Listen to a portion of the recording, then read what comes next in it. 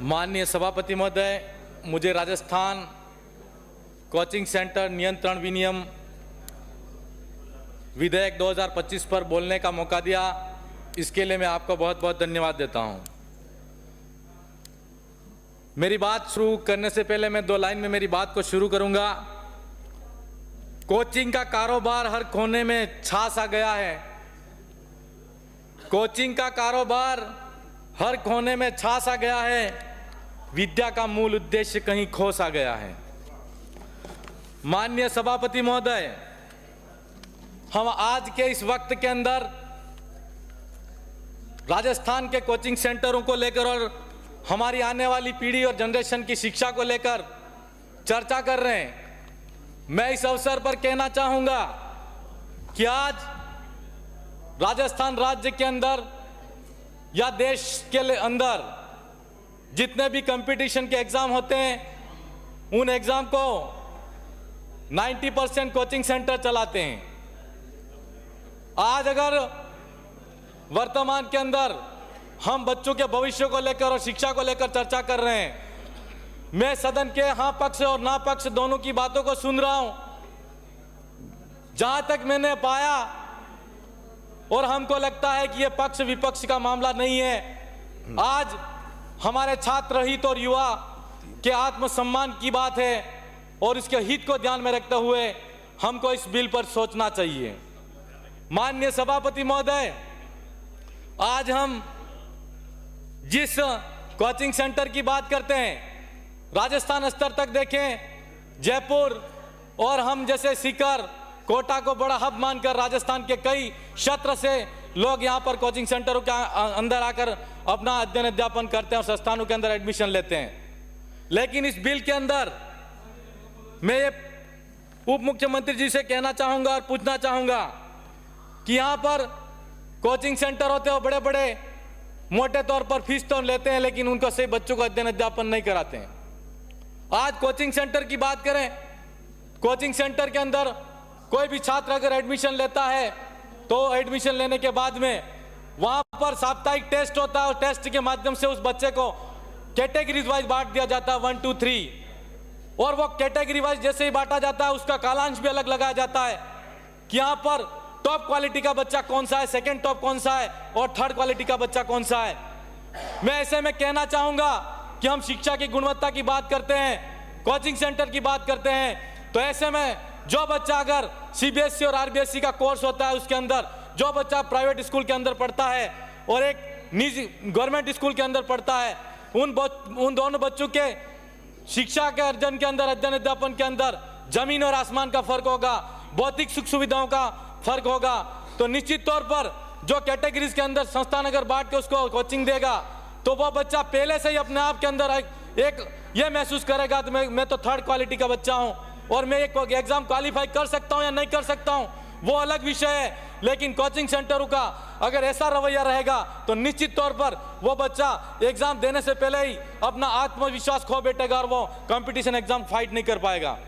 आज शिक्षा की बात कर रहे हैं हम, क्या वास्तव में इतने महत्वपूर्ण मुद्दे को लेकर चर्चा हो रही है तो हमारी शिक्षा प्रणाली पर भी हमारा सवाल खड़ा होता है, क्या हमारा एजुकेशन सिस्टम सही नहीं है? क्या आज हम निजी संस्थानों की बात कर रहे हैं और निजी कोचिंग सेंटर खोल सकते हैं तो प्रत्येक ब्लॉक स्तर पर और जिला स्तर पर हम यूनिवर्सिटीज महाविद्यालय खोल रहे हैं, क्या हम कोचिंग सेंटर गवर्नमेंट थ्रू नहीं खोल सकते? हमारे जो बच्चे हैं उनके अंदर जो डिफरेंसेस निजी संस्थान कर रहे हैं तो वो अभिन्नताएं, असमानताएं नहीं आए और उनको समान शिक्षा मिले, समान एजुकेशन मिले, तो निश्चित तौर पर हमको ऐसा समाधान करना चाहिए कि हम प्रत्येक ब्लॉक स्तर पर और जिला स्तर पर राज्य सरकार द्वारा कोचिंग संस्थान होने चाहिए और सबको समान रूप से शिक्षा मिलनी चाहिए और कोचिंग सेंटर मिलना चाहिए। माननीय सभापति महोदय, मेरा समय बाकी है अभी। आज के इस अवसर पर मैं कहना चाहूंगा कि हम जिस तरह बात करते हैं तो मैं आपको कहना चाहूंगा कि आपका सब क्लॉज 16 है, उसमें फीस को लेकर बात कही गई है। तो फीस को लेकर जो कोचिंग संस्थान होते हैं वो पहले से डिसाइड ये करते कि अगर उस कोचिंग संस्थान के अंदर एडमिशन लेने के बाद में बच्चा महीने 2 महीने अगर रहता है, इसके बाद में चला जाता है, तो उससे दूसरा जो बच्चा आता है उसको पहले से प्रलोभन दिया जाता है कि हमारी सीट खाली है, हम तुमको आधी फीस में ले लेंगे। उस बिल के अंदर ऐसा कोई प्रावधान नहीं है कि वह संस्थान जिस बच्चे को अगर एडमिशन देता है तो उसको फीस पुनः पूरी लौटानी चाहिए, ऐसा कोई प्रावधान नहीं किया गया है। मैं इस अवसर पर कहना चाहूंगा कि इस बिल के अंदर थोड़ी सख्ती होनी चाहिए। यहाँ पर जिस तरीके से निजी शिक्षण संस्थानों को संरक्षण देने का काम किया जा रहा है, तो मैं इस अवसर पर चाहूंगा उप मुख्यमंत्री जी से कि इस बिल को वापस प्रवर समिति में भेजना चाहिए और पुनर्विचार के लिए एक बार फिर से आपको सोचना चाहिए। मैं माननीय सभापति महोदय आपके माध्यम से कहना चाहूंगा कि आज कोचिंग संस्थान के अंदर कोचिंग तो हो रही है, लेकिन कोचिंग सेंटर की जो फैकल्टीज होती है वो भी तय होनी चाहिए। बहुत सारे ऐसे कोचिंग सेंटर हैं जो नामी लोग होते हैं, उनके नाम से चलाए जा रहे हैं और उन एक आदमी के नाम से 5-5, 10-10 कोचिंग सेंटर हर स्टेट के अंदर, हर जिले के अंदर खोल रखे हैं। क्या मैं पूछना चाहूंगा कि किसी नामी व्यक्ति के पढ़ाने से या उसके नाम से वो 10 कोचिंग सेंटर के अंदर कैसे पहुंचता होगा, यह बात भी एक सोचने की जरूरत है। वहां पर हम यह कहना चाहेंगे कि कोचिंग सेंटर के अंदर एक कैरियर गाइड काउंसलर भी होना चाहिए ताकि बच्चे के भविष्य का निर्माण किया जा सके और वो उसको गाइड कर सके। निजी संस्थान के अंदर सारे कर्मचारी हम देखते हैं, आज का तो कल हम गवर्नमेंट कर्मचारी भी पढ़ाने के लिए जाते हैं और मोटे तौर पर फीस लेते हैं। क्या सरकार अपने तरीके से कोचिंग सेंटर को नहीं चला सकती? क्या सरकार जिले और ब्लॉक स्तर पर कोचिंग सेंटर की नहीं खोल सकती? यह मैं माननीय उप मुख्यमंत्री जी से कहना चाहूँगा।